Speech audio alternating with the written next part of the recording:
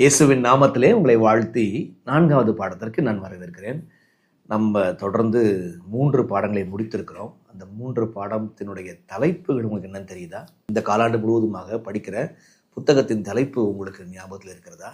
தேவனோடு நெருங்கி ஜீவிப்பது எப்படி, வாழ்வது எப்படிங்கிற கருத்தை எடுத்து நான் படித்துக்கொண்டே வரோம். ஏன் நம்ம நெருங்கி ஜீவிக்கணும், எப்படி நெருங்கி ஜீவிக்க முடியும் என்கின்ற கருத்துக்களை எடுத்து நம்ம ஆராய்ந்து வருகிறோம். அந்த வகையில் இன்றைக்கு 4வது பாடத்திற்குள் இருக்கிறோம். அதாவது நாம் தேவனோடு நெருங்கி ஜீவிப்பதற்கு, தேவனோடு நெருங்கி வாழ்வதற்கு, நடப்பதற்கு எவ்வளவு தூரம் வேதாகமம் நமக்கு உதவி செய்கிறது, வேதத்தின் வழியாத்தான் தேவனோடு நம்ம நெருங்கி ஜீவிக்க முடியும் என்பதை நம்ம புரிந்து கொள்ள போகிறோம். ஆக ஒரு உறவுக்கும் பைபிளுக்கும் உள்ள நெருங்கிய சம்பந்தம் என்ன? ஒரு வசனம் வாசிக்கலாமா? பைபிள் என்று சொல்லும் பொழுது இந்த பைபிளை ஒரு ஆள் வெறுக்கிறாங்க. யார் வெறுக்கிறாங்க? அடிமட்டத்தில் போய் பைபிளை வெறுக்கிறது யார்? என்ன, பைபிளை யாராவது கிழிச்சு போட்டிருக்கிறாங்களா, எரிச்சிருக்கிறாங்களா, யாராவது மாற்றி இருக்கிறாங்களா, யாராவது சேர்த்துருக்கிறாங்களா? இவங்கெல்லாம் வெறுத்தவர்கள் தான்.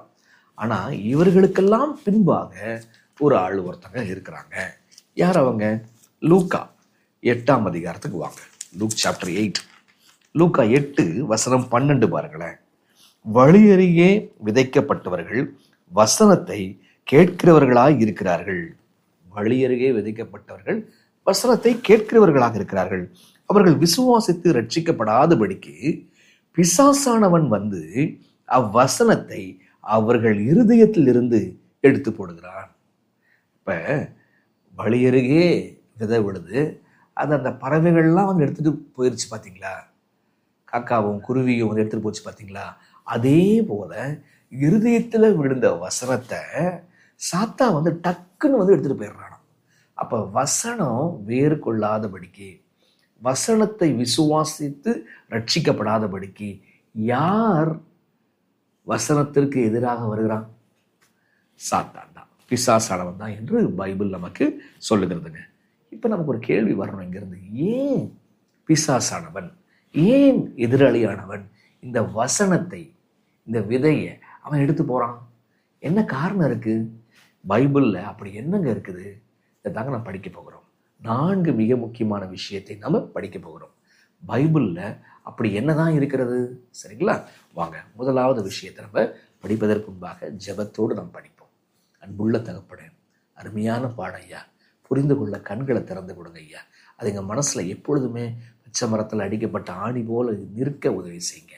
இயேசுவின் வழியாய் ஜெபிக்கிறோம் பிதாவே, ஆமென். 4வது பாடம், வசனத்தில் அப்படி என்னதான் இருக்கிறது? ஏன் சாத்தான் இந்த வசனத்தை தூக்கிட்டு போறான்? ஏன் அழிக்க பார்க்கறான்? ஏன் மாற்றுகின்றான்? என்னென்னமோ காரியங்களை யுகங்கள் நடிகிலும் செய்கிறானே, என்னதான் காரணம்? சரிங்களா? வாங்க, வசனத்துல என்ன தெரியுமா இருக்கிறது? உபாகமம் 8ஆம் அதிகாரத்துக்கு வரணும். உபாகமம் 8ஆம் அதிகாரத்துக்கு வந்துட்டீங்கன்னு சொன்னா, உபாகம் 8 வசனம் 3 கவனிங்களேன். 8 வசனம் 3, அவர் உன்னை சிறுமைப்படுத்தி உன்னை பசியினால் வருத்தி, நோட் பண்ணிக்கோங்க, அவர் உன்னை சிறுமைப்படுத்தி, இஸ்ரவேல் ஜனத்தை உன்னை பசியினால் வருத்தி, மனுஷன் அப்பத்தினால் மாத்திரமல்ல கர்த்தருடைய வாயிலிருந்து புறப்படுகிற ஒவ்வொரு வார்த்தையினாலும் பிழைப்பான் என்பதை உனக்கு உணர்த்தும்படிக்கு நீயும் உன் பிதாக்களும் அறியாதிருந்த மன்னாவினால் உன்னை போஷித்தார். எவ்வளவு அழகான விஷயம்! ஆண்டவர் அவளை பசியை கொடுத்து தாழ்த்தினாராம், சிறுமைப்படுத்தினாராம். அந்த பசியை கொடுத்து ஏன் வருந்த செய்தார்? மன்னிக்கும், ஏன் சிறுமைப்பட வைத்தார்? ஏன்? ஆண்டவர் பசியை கொடுத்துட்டு அதுக்கப்புறம் மன்னாவை கொடுத்தாராம். அது எதற்கு அப்படின்னா, விஷயம் எப்படி சாப்பாடு இல்லைன்னா உன்னால வாழ முடியாதோ, நீ செத்துருவியோ, அதே போலதான் உன் ஆவிக்குரிய வாழ்க்கை பைபிள் இல்லைன்னா, தேவனுடைய வார்த்தை இல்லைன்னா வாழ முடியாது. அப்ப ஒவ்வொரு வார்த்தையினாலதான் பிழைக்கணும் என்பதை உணர்த்தும்படிக்கு ஆண்டவர் பசியை கொடுத்தார், ஆண்டவர் மன்னாவையும் கொடுத்தார். அப்போ ஒவ்வொரு முறை அவங்களுக்கு பசி வரும் பொழுது, ஒவ்வொரு முறை அவங்களுக்கு தாகம் வரும் பொழுது, அவங்க இந்த உணவினால் மாத்திரமல்ல, தேவன் கொடுத்த உணவு அவருடைய வார்த்தையினால் பிழைக்க வேண்டும் என்பதை அவர்கள் புரிந்து கொள்ள வேண்டும். அவர்கள் மாத்திரமல்லங்க, நமக்கு கூடங்க சாப்பிட்றதுக்கு கொஞ்சம் லேட் ஆகும் பொழுது, அங்கே சமைக்கிறதுக்கு கொஞ்சம் லேட் ஆகும் பொழுது, தண்ணீர் கிடைக்காமல் இருக்கும் பொழுது, நாம் புரிந்து கொள்ள வேண்டிய விஷயம், இஸ்ரவேல் ஜனங்களுக்கு உணர்த்தின தெய்வம் நமக்கும் உணர்த்துகிறார். இந்த உணவு இல்லைன்னா எப்படி துடிக்கிறியோ, இந்த தண்ணீர் இல்லைன்னா எப்படி துடிக்கிறியோ, அதே போலதான் உன் ஆவிக்குரிய வாழ்க்கைக்கு உனக்கும் தேவனுக்குமான அந்த உறவில் தேவனுடைய வசனம் இந்த உணவை போல பங்கு வகிக்கிறது என்பதை புரிந்து கொள்ள வேண்டும். உங்களுக்கு புரியுதா? ஆக உபாகம் 8:3 தேவனுடைய வார்த்தை என்ன கொடுக்குது அப்படின்னா, எப்படி உணவு போஷிக்குதோ அதே போல தேவனுடைய வார்த்தை நம்முடைய ஆவிக்குரிய வாழ்க்கையை போஷிக்கிறது. இதே வசனத்தை இன்னொரு இடத்துலையும் பார்க்கலாம். எங்க தெரியுங்களா? மத்தேயு 4ஆம் அதிகாரத்துக்கு ஓடி வந்துருங்க. மத்தேயு 4:4 பாருங்களேன். மத்தேயு 4:4 இது எப்ப நடக்குது? கிறிஸ்து 40 நாள் உபவாசத்தை முடிக்கிறார். அந்த முடிக்கும் தருவாயில அவர் பிசாசினால் சோதிக்கப்படுகிறார். சரிங்களா? இப்ப கவனிங்க விஷயம். 40 நாள் முடிச்ச உடனே எவ்வளவு பசி வரும். இப்ப அந்த பசியும் தாகமும் எடுக்கின்ற அந்த வேளையிலே கரெக்டான இடத்துல சாத்தான் வரான். வந்து சொல்றாப்புல, வந்து இந்த கல்லுகளை எல்லாம் அப்பமாக்கும், சாப்பிடுங்க அப்படின்னு சொல்றாப்புல. அப்ப ஆண்டவர் சொல்ற வார்த்தையை பாருங்க. இந்த வார்த்தையை ஆண்டவர் எங்கிருந்து எடுத்து பேசுகிறார்? அது மாத்திரமல்ல, அந்த அறிவு மாத்திரமல்ல, அவர் ஏன் எடுத்தார்? அதான் விஷயம். வசனம் 4 பாருங்க. அவர் பிரதி உத்தரமாக, மனுஷன் அப்பத்தினால் மாத்திரமல்ல தேவனுடைய வாயிலிருந்து புறப்படுகிற ஒவ்வொரு வார்த்தையினாலும் பிழைப்பான் என்று எழுதியிருக்கிறதே என்றார். இது இந்த வாசனம் எங்க படிச்சோம்? உபாகம் 8:3 அப்படியே கோட் பண்றாரு. அப்ப ஆண்டவர் எப்படி பைபிளை புரிஞ்சிருக்கிறாரு, இயேசு கிறிஸ்து எப்படி வசனத்தை எடுத்து அது கரெக்டா அந்த ஆப்டான சிச்சுவேஷனுக்குரிய வசனத்தை எடுத்து பொறுத்துகிறார். இவர் பசியா இருக்கிறார், சாத்தான் வந்து சோதிக்கிறாப்புல. எங்கிருந்து எடுக்கிறாப்புல வசனத்தை? இதே மாதிரி சிச்சுவேஷன் எங்க இருக்கிறது? அங்க இஸ்ரவேல் ஜனம் பசியினாலையும் தாகத்தாலையும் வாடிக்கொண்டிருக்கும் பொழுது அங்க தேவன் அவர்களுக்கு வசனத்தினுடைய முக்கியத்துவத்தை உணர்த்துவதற்காகத்தான் இதை நான் செஞ்சேன் என்பதை உணர்த்தினார் பாருங்க. அப்ப அதுதான் இங்க புரிஞ்சுக்கிறாருங்க இயேசு கிறிஸ்து. அங்கேயும் பசி, இங்கேயும் பசி. அந்த பசி எதற்குங்க? தேவனுடைய வார்த்தையினுடைய முக்கியத்துவத்தை உணர்த்ததான். அதே தான் இங்கேயும் சொல்றாரு. பிசாசுக்கே சொல்றாரு, எப்பா இந்த அழிஞ்சு போற அப்பத்தை வச்சு நான் வாழ்வேன்னு நினைக்கிறியா? நான் தேவனுடைய வார்த்தையினால படிச்சிருக்கிறேன். உங்களுக்கு அந்த கான்டெக்ஸ்ட் எவ்வளவு கச்சிதமாக பொருந்துகிறது என்பது உங்களுக்கு புரிகிறதா? அப்ப இயேசு கிறிஸ்து சொல்றாரு, 40 நாள் ஆச்சு நான் சாப்பிட்டு, 40 நாள் ஆச்சு தண்ணி குடிச்சு, அப்ப இந்த உணவினாலேயே நான் வாழ்ந்துட்டு இருக்கிறேன் நினைச்சிட்டு இருக்கிறேன்? கிடையாதுப்பா. இந்த உணவுலாம் நான் வாழல. நான் மாறாக வேறொரு உணவு எனக்கு இருக்கிறது. ஒவ்வொரு வார்த்தையினாலும் நான் பிழைப்பூட்டப்படுகிறேன். வசனத்துல அப்படி என்னதாங்க இருக்குது? வசனம் தான் நமக்கு பிழைப்பை கொடுக்குது. வசனம் தான் நமக்கு ஜீவனை கொடுக்கிறது. வசனம் தாங்க நம்மளை போஷாக்கை கொடுக்கிறது. உங்களுக்கு புரியுதா? சரி, இந்த போஷாக்கை கொடுக்குது அப்படின்னு சொல்லும் பொழுது இதே மாதிரி இன்னொரு வசனத்தை நம்ம பேதுரு எழுதுறாரு. 1 பேதுரு 2ஆம் அதிகாரத்துக்கு வாங்க. வசனம் 2-3 சகல துர்க்குணத்தையும் சகலவித கபடத்தையும் வஞ்சகங்களையும் பொறாமைகளையும் சகலவித புறங்கூறுதலையும் ஒழித்துவிட்டு நீங்கள் வளரும்படி புதிதாய் பிறந்த குழந்தைகளைப் போல திருவசனமாகிய களங்கமில்லாத ஞானப்பாலின் மேல் வாஞ்சையாயிருங்கள். இங்க திருவசனம் என்கிற வார்த்தை வருகிறது. அதை அண்டர்லைன் பண்ணுங்க. திருவசனம் எதுக்கு ஒப்பிடப்படுது? களங்கமில்லாத ஞானப்பால் திருவசனத்தோடு இணைத்து பேசப்படுகிறது. அப்ப ஒரு குழந்தைக்கு என்னங்க சாப்பிடுது? குழந்தை தாய்ப்பாலை குடிக்குங்க. அப்ப அந்த தாய்ப்பால் தான் திருவசனம். வேற ஒண்ணுமே சாப்பிடாது, சாப்பிட முடியாது. அது குழந்தை. அந்த குழந்தை குடிப்பது பால் மட்டும்தான். அது தாயிலிருந்து சுரக்கக்கூடிய அந்த பால், அந்த களங்கம் இல்லாத அந்த பால் தான் திருவசனம். அப்ப அந்த குழந்தை எப்படி பாலை சார்ந்து இருக்கிறதோ, அந்த குழந்தைக்கு எப்படி பாலோ, அதே போலதான் கிறிஸ்தவர்களாகிய நமக்கு பைபிள் இருக்கிறது. இப்ப பைபிள் இருந்தா தான் அந்த உறவு வளரும். அந்த உறவுக்காகத்தான் நம்ம வேதாகமத்தை நம்ம வாசிக்கிறோம். வசனத்துல என்ன இருக்குது? அங்க போஷாக்கு இருக்கிறது. வசனம் நம்மளை பிழைப்பூட்டுகிறது. வசனம் பாலை போல, தாய்ப்பாலை போல அது இருக்கிறது என்று நாம் புரிஞ்சுக்கிறோம். இதே தாங்க எபிரேயர் 4ஆம் அதிகாரத்திலையும் பார்க்கிறோம். ஹீப்ரூஸ் சாப்டர் 4 எபிரேயர் 4 பாருங்களேன். ரொம்ப அழகான வசனம். 4 வசனம் 12 பாருங்க. தேவனுடைய வார்த்தையானது ஜீவனும் வல்லமையும் உள்ளதாயும், என்னவா? தேவனுடைய வசனம் ஜீவன் உள்ளதாய் வல்லமை உடையதாய் இருக்கிறது. அப்ப அதுல உயிர் இருக்குங்க. அதான் விஷயம். அதுல ஜீவன் இருக்கிறது, அது பிழைப்பூட்டுகிறது, அது தாய்ப்பாலை போல இருக்கிறது. இப்ப இதே மாதிரி வசனம் தான் எரேமியாவிலையும் இருக்குதுங்க. எப்படிங்க வசனமானது உணவுக்கு ஒப்பிட்டு உபாகமும் மத்தேயும் சொல்லுச்சு. உணவுக்கு ஒப்பிட்டு, தாய்ப்பாலுக்கு ஒப்பிட்டு எப்படி பேதுருல பேசப்பட்டுச்சு, அதே போல உணவுக்கு ஒப்பிட்டு எரேமியா 16ஆம் அதிகாரத்தில் இருக்கிறது. அப்ப உணவுக்கு ஒப்பிட்டு அங்க பேசப்படுற அந்த வார்த்தை எத்தனாவது வசனம் நீங்க போடுங்க, சரிங்களா? அதே மாதிரி உணவுக்கு வேதாகமும் உணவுக்கு ஒப்பிடப்பட்டு உள்ள மற்ற வசனம் என்ன, அதையும் போடுங்க. அப்ப நீங்க பாருங்க, உபாகம் 8, மத்தேயு 4, 1 பேதுரு 2, எரேமியா 16, இங்க எபிரேயர் 4, 12, இதெல்லாம் உணவு சம்பந்தமான விஷயமாவே வருகிறது. ஏன் அப்படி வருது அப்படின்னா, அதாங்க விஷயம். வேதத்தை ஏன் சாத்தான் வெறுக்கிறான் அப்படின்னா, வேதத்தை தாங்க போஷாக்கே இருக்குது. ஏன்னா அந்த போஷாக்கு அங்கிருந்தாங்க வருது. ஆக நம்ம உயிர் ஆவிக்குரிய வாழ்க்கையில உயிரோடு இருப்பதற்கு, நம் தேவனோடு நெருங்கி ஜீவிப்பதற்கு வேதாகமும் அத்தியாவசியங்க. ரொம்ப ரொம்ப ரொம்ப முக்கியமான விஷயங்க வேதாகம். இது நம்ம கற்றுக்கொள்ள வேண்டிய முதலாவது பாடங்க. ரெண்டாவது, அந்த வேதத்துல அதுல போஷாக்க கொடுக்குதுன்னா எப்படி அந்த போஷாக்க கொடுக்குது, சரிங்களா? அப்படின்னா அந்த வேதாகமத்தினுடைய தன்மை தான் என்ன, எப்படி பிழைப்பு கொடுக்குது, எப்படி அது ஜீவனை கொடுக்குது, அது எப்படி அது அது பாலை போல நமக்கு போஷாக்க தருது, அது என்ன இருக்குது, அப்படி கண்டென்ட் என்ன. ஸோ வேதாகமம் அளிக்கும் போஷாக்கு முதலாவது விஷயத்தை படிச்சுக்கிட்டோம். ரெண்டாவது விஷயம், வேதாகமத்தினுடைய தன்மையை நம்ம கொஞ்சம் புரிஞ்சுக்கணும். வேதத்தினுடைய தன்மை என்ன? நீதிமொழிகள் 30க்கு வந்துருங்க. 2 மிக முக்கியமான தன்மை கொண்டதாக இருக்கிறது. நீதிமொழிகள் 30 வசனம் 5 வசனம் 6 பாருங்க. தேவனுடைய வசனம் எல்லாம் புடமிடப்பட்டவைகள், தம்மை அண்டிக் கொள்கிறவர்களுக்கு அவர் கேடகமானவர். அப்ப தேவனுடைய வசனம்லாம் எப்படியா? அது புடமிடப்பட்டுச்சு. புடமிடப்பட்டதுன்னு என்னது?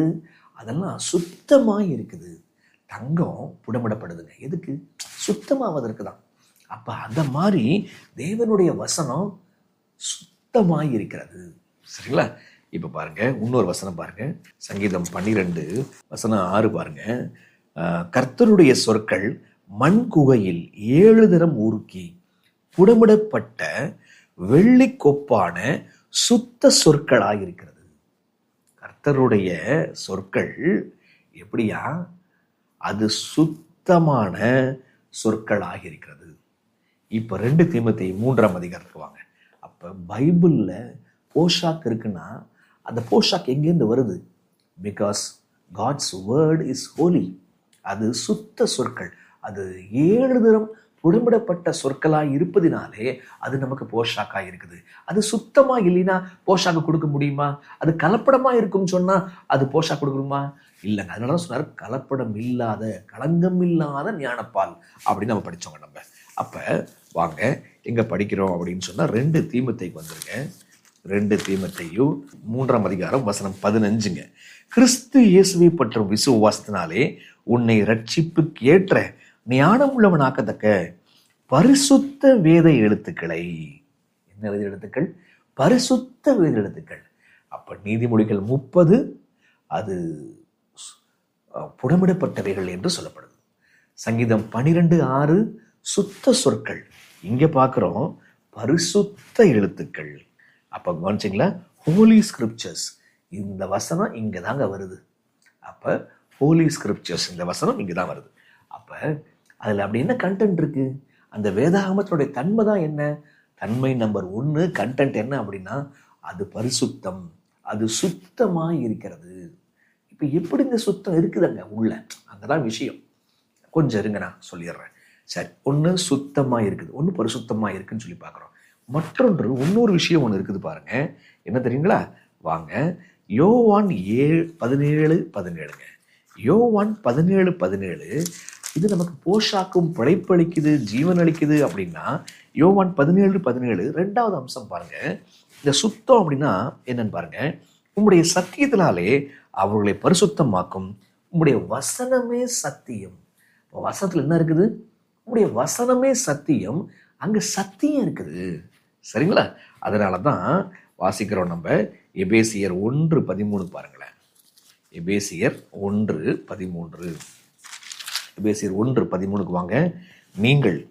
நீங்களும் உங்கள் ரட்சிப்பின் சுவிசேஷமாகிய சத்திய வசனத்தை கேட்டு விசுவாசிகளான பொழுது வாக்குத்தத்தம் பண்ணப்பட்ட பரிசுத்த ஆவியால் அவருக்குள் முத்திரை போடப்பட்டீர்கள். ரட்சிப்பின் சுவிசேஷமாகிய சத்திய வசனத்தை கேட்டு, அந்த சத்திய வசனத்துக்கு இன்னொரு வார்த்தை என்ன? ரட்சிப்பின் சுவிசேஷம். ஆக இந்த பைபிள்ல போஷாக் இருக்குது. இதான் முதல் பாயிண்ட் பார்த்தோம். இந்த பைபிள்ல இந்த போஷாக் எப்படி வந்துச்சு அப்படின்னா, அது இருக்கக்கூடிய 2 மிக முக்கியமான தன்மை. ஒன்று பரிசுத்தம், இன்னொன்று சத்தியம். ஒன்று பரிசுத்தம், இன்னொன்று சத்தியம். சரிங்களா? அந்த சத்தியம் என்ன அப்படின்னா, பைபிள் சொல்லுது, அந்த சத்திய வசனத்துக்கு இன்னொரு பெயர் ரட்சிப்பின் சுவிசேஷம். ரட்சிப்பின் சுவிசேஷம். அப்ப ஒன்று பரிசுத்தம், மற்றொன்று சத்தியம். பாருங்க, இப்ப இந்த 2 எங்க தெரியுமா இருக்குது? இன்ட்ரெஸ்டிங். பரிசுத்தமும் சத்தியமும் காணப்படுகின்ற இடம் இயேசு கிறிஸ்து. பைபிள் சொல்லுது, வேத வாக்கியங்களை ஆராய்ந்து பாருங்கள், அவைகளால் நித்திய ஜீவன் உண்டென்று எண்ணுகிறீர்களே, என்னை குறித்து சாட்சி கொடுப்பவைகளும் அவைகளே. அப்ப இந்த பரிசுத்தம், இந்த சத்தியம், அல்லது இந்த பரிசுத்தம், இந்த ரட்சிப்புக்கேற்ற வசனம், இந்த ரட்சிப்பு இது எங்க இருக்குது? இயேசு கிறிஸ்து என்கிற ஒரு நபருக்குள் இருக்கிறது.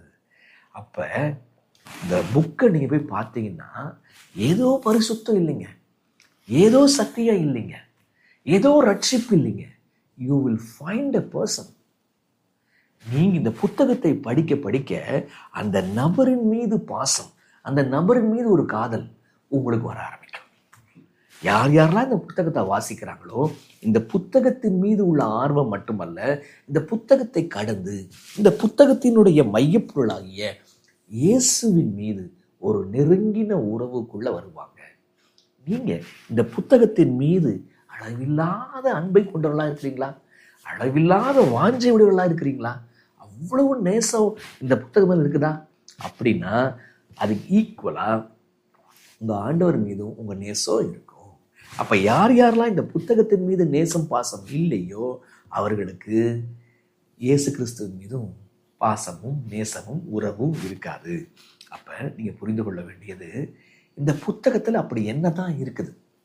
இந்த புத்தகத்துல பரிசுத்தம் இருக்கிறது, இந்த புத்தகத்துல சத்தியம் இருக்கு. இது 2ம் கிறிஸ்து என்கிற நபருக்குள் இருக்கிறபடினாலே அது வேதாகமத்தை போஷாக்காக மாற்றுகிறது. இதை தாங்க ஏசாயா 55 பார்க்கிறோம் நம்ம. வசனம் 11 பாருங்க. ஏசாயா 55 வசனம் 11 என்ன சொல்லுது பாருங்களேன். அப்படியே என் வாயிலிருந்து புறப்படும் வசனமும் இருக்கும். எப்படி? மாரியும் உறைந்த மழையும் வானத்திலிருந்து இறங்கி அவ்விடத்திற்கு திரும்பாமல் பூமியை நனைத்து அதில் முளை கிளம்பி விளையும்படி செய்து விதைக்கிறவனுக்கு விதையும் புசிக்கிறவனுக்கு ஆகாரத்தையும் கொடுக்கிறது எப்படியோ. அப்ப மழை பொழியப்படும் போது அது பூமியை நனைச்சு அது காரியத்தை முளைக்க வச்சு அது ஆகாரத்தையும் விதையும் எப்படி கொடுக்குதோ, அதே போல என் வாயிலிருந்து புறப்படும் வசனமும் இருக்கும். அது வெறுமையாய் என்னிடத்திற்கு திரும்பாமல் அதை நான் விரும்புகிறதை செய்து நான் அதை அனுப்பின காரியம் ஆகும்படி வாய்க்கும். அப்ப நான் விரும்புகிற காரியத்தை செய்யும். ஆண்டவர் எதற்காக வசனம் தந்தாரு? அவரு இதை புரிஞ்சுக்கோ அதை புரிஞ்சுக்கணும் இல்லை, என்ன புரிஞ்சுக்கோப்பா. அவரை புரிந்து கொள்வதற்காகத்தான் ஆண்டவர் இந்த வசனத்தை கொடுத்திருக்கிறார். உங்களுக்கு புரியுதா? ஆக முதல் விஷயம், வேதாகமும் போஷாக்கு அளிக்கிறது. 2வது விஷயம், போஷாக்கு அளிப்பதுன்னா அங்க பரிசுத்தம் இருக்குது, அங்க சத்தியம் இருக்குது, அங்க இயேசு இருக்கிறாரு. ஆகையினால தான் எனக்கு அது போஷாக்காக மாறுகிறது. அப்ப இந்த வசனத்துல பரிசுத்தம் இருக்கிறது, இந்த வசனத்துல சத்தியம் இருக்கிறது. சரிங்களா? இந்த வசனத்துல இயேசுவானவர் இருக்கிறார். சரி, இப்ப 3வது வேதாகமத்தினுடைய பயன். எதுக்கெல்லாம் பயன்? ஒரு வசனம் வாசிக்கலாம் பாருங்க. 2 தீமோத்தேயு 3:16 பாருங்க. 2 தீமோத்தேயு 3:17 தமிழ்ல 17. அவைகள் உபதேசத்திற்கும் கடிந்து கொள்ளுதலுக்கும் சீர்திருத்தலுக்கும் நீதியை படிப்பிக்குதலுக்கும் பிரயோஜனம் உள்ளவைகளாய் இருக்கிறது. என்னவா? 4 விஷயம்: உபதேசம், கடிந்து கொள்ளுதல், சீர்திருத்தம், நீதியை படிப்பித்தல். அப்ப இந்த 4 விஷயங்க. அப்ப உபதேசத்திற்காக அந்த பயனை அடைய நமக்கு உதவி செய்து, அதுக்கப்புறம் கடிந்து கொள்ளுது, அதுக்கப்புறம் சீர்திருந்த பண்ணுது, அதுக்கப்புறம் நீதியை படிப்பிக்க உதவி செய்யுது. இந்த 4 மிக முக்கியமான பயன்கள்ங்க. இது வெறும் 4 மிக முக்கியமான பயன் இல்லை, இது 4 படிகளாக சொல்லப்பட்டிருக்கு. நீங்க நோட்ஸ்ல பாருங்க, அதை அப்படியே போடாம 4 படிகளாக நாங்கள் போட்டிருக்கிறோம். என்னது? முதல்ல ஒரு விஷயம் பைபிளை படிக்கும் பொழுது சத்தியத்தை புரிஞ்சுக்கிறோம். அதுதான் உபதேசம். சத்தியம் என்ன? அப்ப எது நம்ம நம்பிக்கை என்ன, நம்முடைய விசுவாச தூண் என்ன அப்படின்றத படிக்கணும். இதுதான் முதற்படி. புரியுதுங்களா? ஓகேவா? சரி, எதை நம்புறது, எதை நம்பக்கூடாது, அஸ்திபாரம் என்ன, அதுதான் உபதேசம். இந்த உபதேசத்தை புரிந்து கொள்ளும் பொழுது அடுத்த ஸ்டெப்பு, அந்த உபதேசம் அல்லது அந்த உபதேசத்தில் உள்ள சத்தியமானது கடிந்து கொள்ளுதல் என்கிற பயன்பாட்டிற்குள்ளாக நம்மளை கொண்டு செல்கிறது. என்னவா? கடிந்து கொள்ள ஆரம்பிக்கிறது. அப்ப கரெக்ட் ரெப்ரூஃப் பண்ணுது. சரிங்களா? அப்ப தப்புன்னு சொல்லுது. அப்ப இந்த நம்பிக்கை இப்படி இருக்குது, அப்ப நான் எப்படி இருக்கிறேன் அப்படின்ற தவறு எனக்கு சுட்டி காட்டுது. தவறை எனக்கு சுட்டி காட்டிட்டு இப்ப அப்படியே 3வது படி பாருங்க, சீர் பொருந்த பண்றது, சீர்திருத்தம் பண்ணுது. முதல்ல அது கடிந்து கொள்ளுது, அதுக்கப்புறம் திருத்துது. இதுதான் தப்பு. இந்த தப்பை விடுறதுக்கு இதை செய்யணும். அதுதான் சீர்திருத்தம். ஃபர்ஸ்ட் உபதேசம், 2வது கடிந்து கொள்ளுதல் என்கிற பயன், 3வது சீர்திருத்தம் என்கிற ஒரு பயன்பாடு. சீர்திருத்தம் பண்ணிட்டு, சரிங்களா, சீர்திருத்தம் பண்ணிட்டு 4வது நீதியை படிப்பித்து கொடுக்கிறது. புரியுதுங்களா? முதல்ல உபதேசங்க, 2வது கடிந்து கொள்ளுதுங்க. இந்த சத்தியம் இப்படி இருக்குது, உன் வாழ்க்கையில இந்த குறை காணப்படுது. 3வது என்ன செஞ்சா திருத்திக்கலாம், சீர்திருத்தங்க. 4வது திரும்பவும் விழாதபடிக்கு தொடர்ந்து கீழ்ப்படிவதற்கு அங்க நீதியை படிப்பித்து கொடுக்குது. அப்ப இங்க பவுல் தீமோத்தேயுக்கு எழுதும் போது அது மேலோட்டமா அப்படி 4 காரியம் சொல்லிட்டு போறாரா, அல்லது 4 படிப்படியான காரியம் சொல்றாரா? உபதேசத்திற்கு அப்புறம் கடிந்து கொள்ளுதல், கடிந்து கொள்ளுதலுக்கு அப்புறம் சீர்திருத்தம், சீர்திருத்தத்துக்கு அப்புறம் நீதியை படிப்பித்தல். அழகான படிப்படியான அழகான படிகளை அங்க சொல்றார். 4 படிகளை சொல்றார். ஆக வேதாகமம் நமக்குரிய 4 மிக முக்கியமான பயன்களை செய்கிறது. முதல்ல உபதேசத்திற்கும், அடுத்தது கடிந்து கொள்ளுதலுக்கும், அடுத்தது சீர்திருத்தத்துக்கும், அடுத்தது நீதியை படிப்பதற்கும் அது நமக்கு போதிக்கிறது. சரிங்களா? சரி, இப்ப இதெல்லாம் ஏன் செய்யுது? நோக்கம்தான் என்ன? வேதத்துடைய நோக்கம் என்ன? அதான் வசனம் 16 இருக்குங்க தமிழ் பைபிள்ல. வேத வாக்கியங்கள் எல்லாம் தேவ ஆவியினால் அருளப்பட்டிருக்கிறது. தேவனுடைய மனுஷன், இதை கவனிக்கணும், தேவனுடைய மனுஷன் தேறினவனாகவும், அப்படின்னா தேவனுடைய மனுஷன் பூரணமாகவும் எந்த நற்கிரியையும் செய்ய தகுதி உள்ளவனாகவும் இருக்கும்படியாக. தேவனுடைய மனுஷன் பூர்ணமா மாறுறதுக்கும், பூர்ணம்னா என்ன? எந்த நற்கிரியையும் செய்ய தகுதி உள்ளவனாய் இருப்பதற்காக வசனம், வேதம் அது உபதேசத்திற்கும், கடிந்து கொள்வதற்கும், சீர்திருத்தலுக்கும், அது நீதியை படிப்புதலுக்கும் அது போதிக்கிறது. அப்ப யோசிச்சிங்களா? எந்த மனுஷனையும் தேர்ந்தவனா நிறுத்துவதற்கு, எந்த நற்கிரியையும் செய்வதற்கு. இது மட்டும்தான் இல்லை, இது மட்டும்தான் இல்லை, எனக்கு பிடிச்சிருக்கு, இது எனக்கு பிடிக்கல மட்டும் இல்லை, பிடிச்ச காரியம், பிடிக்காத காரியம், எல்லா விஷயத்தையும் செய்வதற்கு வேதம் எனக்கு பயன் அளிக்கிறது. ஆக வேதத்தினுடைய பயன்கள் 4. நோக்கம் 1, தேறினவனா நிறுத்துவதற்காக, அவன் எந்த நற்கிரியையும் செய்வதற்காக. உங்களுக்கு புரியுதா? ஆக 3 விஷயம் பார்த்துட்டோம். 1, வேதம் அளிக்கும் போஷாக்கு, அது நம்மளை பிழைப்பூட்டது, உயிர் ஊட்டுது. சரிங்களா? அது தாய்ப்பாலை போல இருக்கிறது, அது உணவு போல இருக்கிறது. சரி, எப்படி போஷாக்கு அளிக்கிறது? அங்க பரிசுத்தம் இருக்கிறது, அங்க சத்தியம் இருக்கிறது, அங்க இயேசுவானவர் இருக்கிறார். எனவே போஷாக் அளிக்கிறது. இப்ப இயேசுவானவர் அங்க இருக்கிறபடினால, அங்க பரிசுத்தம் இருக்கிறபடினால, அங்க சத்தியம் இருக்கிறதுனால எனக்கு என்ன பயன்? 4 பயன். நோக்கம் என்ன? இதான் நோக்கம். உங்களுக்கு புரியுதா? உங்களுக்கு ஆக 3 விஷயத்தை நம்ம முடித்திருக்கிறோங்க. 4வது ஒரு விஷயம் பார்த்து முடிக்க போறோம். அப்ப இப்படிப்பட்ட வேதத்தின் மூலமாக நாம் தேவனோடு உறவு கொள்ளலாம். சரிங்களா? யாரையோ பத்தி படிப்போம், ஆனால் தேவனை புரிந்து கொள்வோம். தேவன் மீது பாசமும் நேசமும் நமக்கு பொங்க ஆரம்பிக்கும். அப்படின்னா இந்த பைபிளை நான் எப்படி அணுகணும்? வேதத்தை அணுகுகிற முறை என்ன? How do we approach this Bible? ஒரு 6 விஷயம் இருக்குங்க. அந்த 6 விஷயம் என்ன? சரிங்களா? 1 கொரிந்தியர் 2 அதிகாரத்துக்கு வேகமாக வாங்க.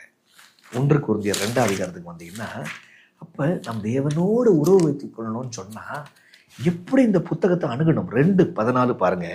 ஜென்ம சுபாவமான மனுஷனும் தேவனுடைய ஆவிக்குரியவைகளை ஏற்றுக்கொள்ளான்.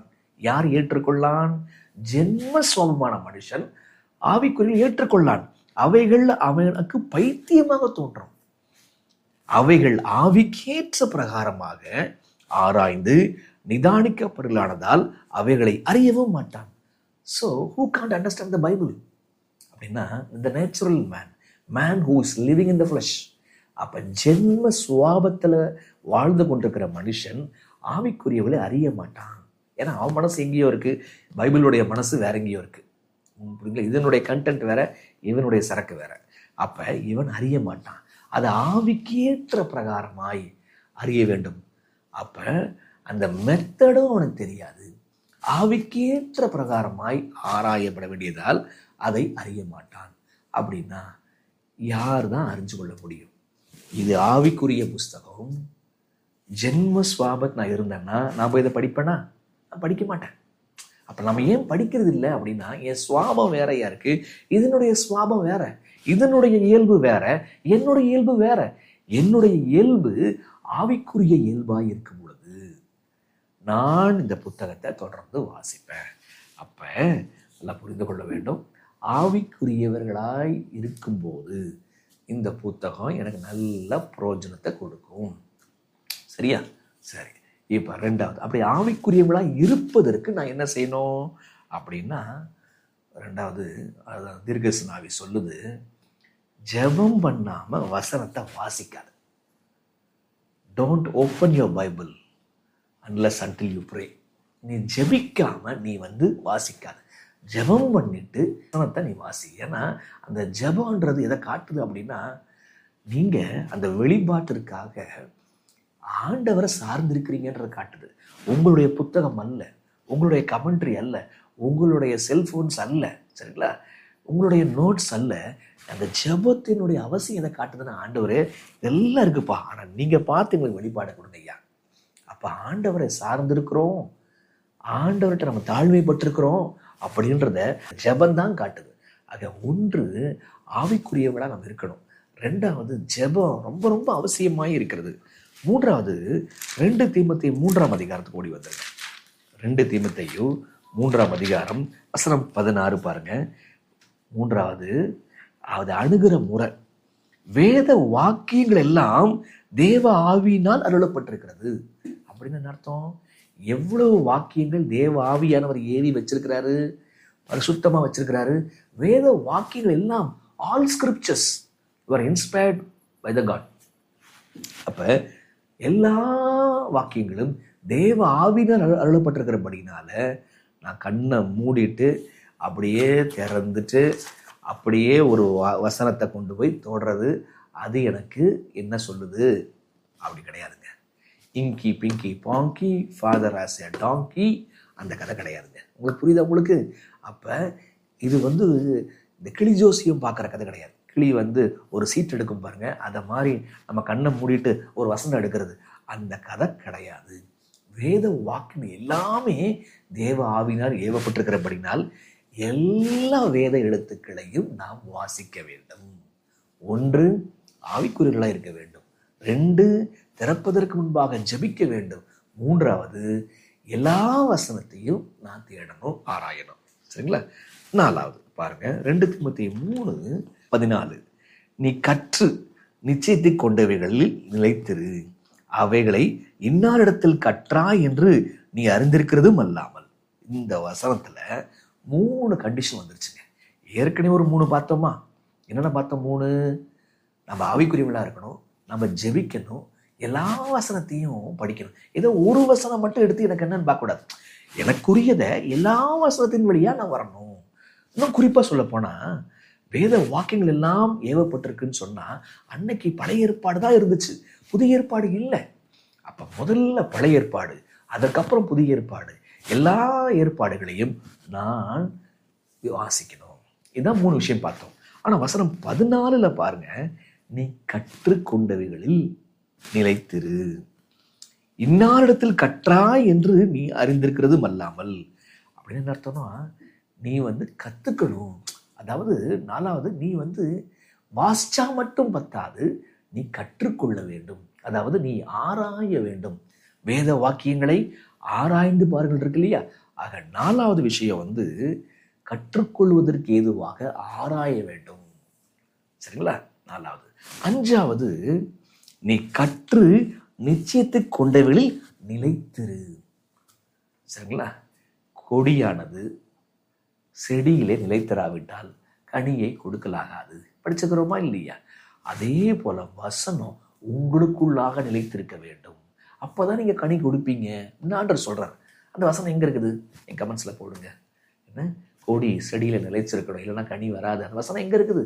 அந்த மாதிரி வசனம் உங்களுக்குள்ள நிலைத்திருக்கணும். அந்த வசனம் எங்க இருக்குது? எங்கேயோ ஒரு கண்டுபிடிங்க யோவான்ல. அப்ப 5வது விஷயம், நிலைத்திருக்க வேண்டும். அதாவது கீழ்ப்படிய வேண்டும். நிறைய படிக்கலாம் பாருங்க, நிறைய சாஃப்ட்வேர் படிக்கலாம், இறக்கலாம், நிறைய புத்தகம் வாங்கலாம். ஆனா யாருக்கு தெரியுமா புரியும் அந்த விஷயங்கள் எல்லாம்?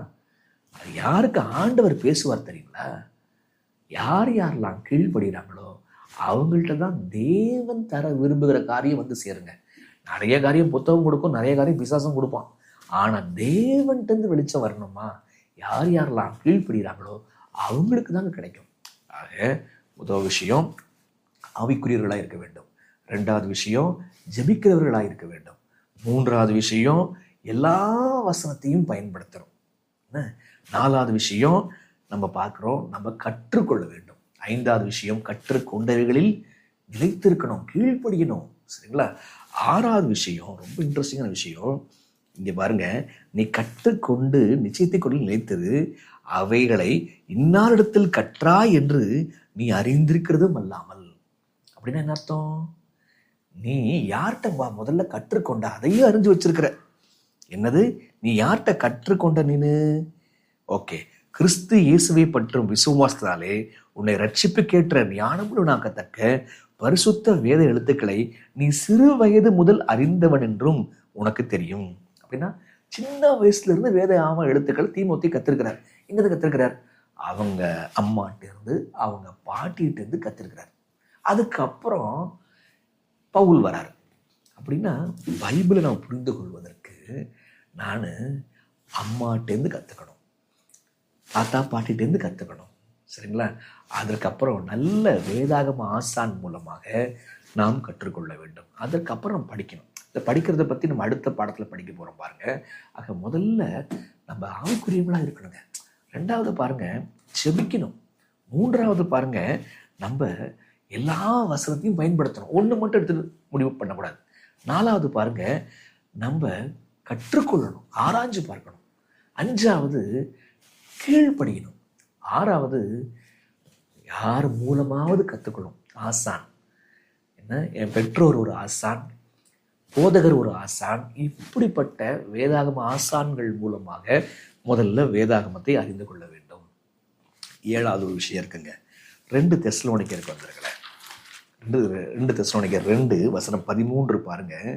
கர்த்தருக்கு பிரியமான சகோதரரே, நீங்கள் ஆவியினாலே பரிசுத்தமாக்கப்படுகிறதுனாலும் சத்தியத்தை விசுவாசிக்கிறதுனாலும் ரட்சிப்படையும்படி ஆதி முதல் தேவன் உங்களை தெரிந்து கொண்டதினாலே நான் உங்களை குறித்தும் எப்பொழுதும் தேவனை ஸ்தோத்தரிக்க கடனாளியாய் இருக்கிறேன். அப்ப இங்கே ஆண்டவர் என்ன சொல்றாருன்னு சொன்னா, தேவனுடைய வசனத்தை நம்ம விசுவாசிக்கணும். அதான் விஷயம். தேவனுடைய வசனத்தை விசுவாசிக்காம இருக்கலாமா? அவர்கிட்ட கிட்ட வரும்போதே நம்ம அவரை விசுவாசிச்சு வரணும். உண்மையே விசுவாசிக்கிறவங்க ஜெபிப்பாங்க.